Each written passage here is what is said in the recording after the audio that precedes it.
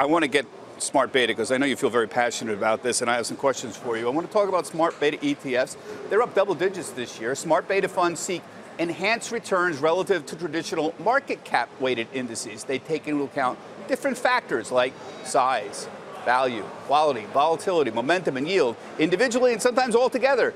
Tony, how is the growth in smart beta ETFs impacting your clients? You believe in this. We do. I want to talk to these two about whether history indicates they're really going to outperform, because that's what I care about. But what are you seeing happening in this space? I suspect there might be a lot of commonality with this. So we're very passionate about the space, and largely because what we believe is it's an efficient way of leveraging a lot of the academic research that has been done for decades. So smart beta, in its simplest form, is really just trying to look at there are different ways of owning an underlying market index, and if we reweight it in a more intelligent fashion, can we exploit known factors? We've seen a lot of evidence they work.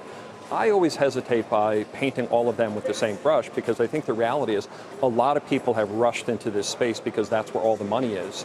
So I do think there's a difference between those that actually have a lot of academic rigor, have really been thought through, and those active managers who might have been late to the dance, who realize I need to get in the game, I don't want to compete in the race to zero, and therefore I want to offer something, and it's a back test. Todd, we've talked about this many times. God did not come down from on high and say, thou shalt have market cap weighted indices, Right. And yet it makes sense to have market cap weighted indices. It's not a stupid strategy.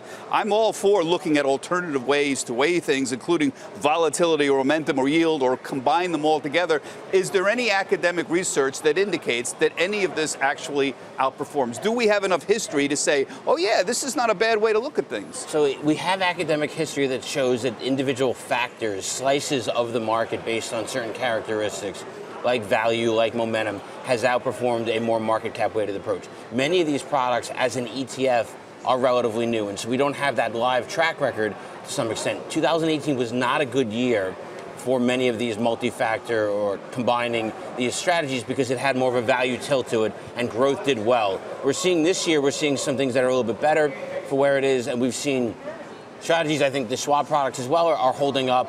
You notice a difference between how that's constructed and something like GSLC that has more momentum oriented. Put up the Schwab product, for example. You have a large cap, and I know you are independent research, but Schwab is a large cap smart beta that's got Microsoft, Apple, Amazon, Facebook, and it looks a lot like a typical, slightly momentum-oriented strategy there. But your point is there are factors that go into choosing these that are different. And I think that's the big difference. So market cap, think of market cap rewards popularity. So the FANG stocks, and John and I were talking about earlier, the FANG stocks clearly dominated the market the last couple of years.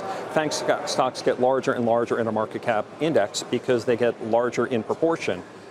A fundamental, a low vol, a quality is going to screen based on independent metrics. So the Schwab fundamental strategy screens based on sales, cash flow, dividends plus buyback. They're going to look at a Facebook and say, it's too expensive for me, they're not throwing off dividends. So by looking at the blueprint of the underlying companies, they're weighting in a very different way. Our academic research, and we have research, you're right, that the true academic research on factors goes back to the 60s and the 70s.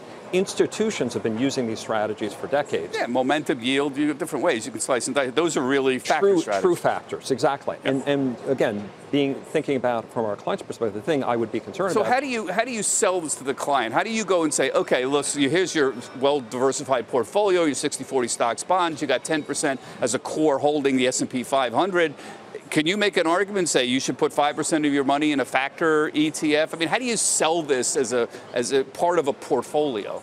Yeah, so we've done a lot of work, and what we believe is that market cap and fundamental can serve as complements to one another. Market cap, obviously, it's the cheapest way of getting exposure, but it also will exhibit a lot of momentum in the market when momentum is being rewarded like the last couple of years. Fundamental is more of a value tilting strategy. Our long-term research shows excess return, but we think the combination of the two gets diversified exposure at a really cost-effective way. I got to go, but so you would make an argument, say, put 4 or 5% or something like that you into a general portfolio that has some factor weighting in it. Absolutely. Okay, very good. We're not going to settle this, but I think the jury is still out about whether factors long-term really do outperform market cap weighted. We're not settling it now, but there's a lot to talk about. That does it for this week's ETF Edge. I'm Bob Pisani. Thanks to Tony Todd and John, for joining us today. Thank you for watching, and find all of our latest videos right here on our website, etfedge.cnbc.com. We'll see you next Monday, same time, same place. Have a good week.